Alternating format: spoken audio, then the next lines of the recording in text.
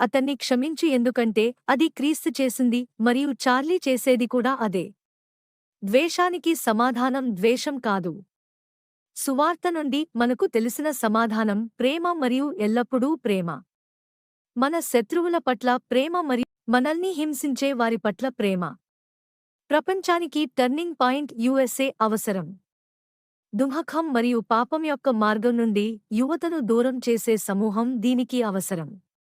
ఈ ప్రపంచంలో మరియు తరువాతి ప్రపంచంలో నరకం నుండి ప్రజలను దూరం చేసేది దీనికి అవసరం.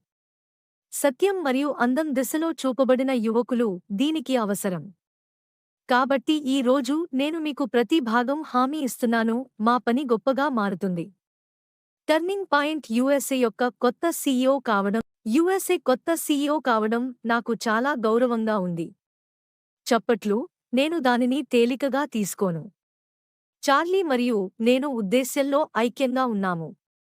అతని అభిరుచి నా అభిరుచి మరియు ఇప్పుడు అతని లక్ష్యం నా లక్ష్యం.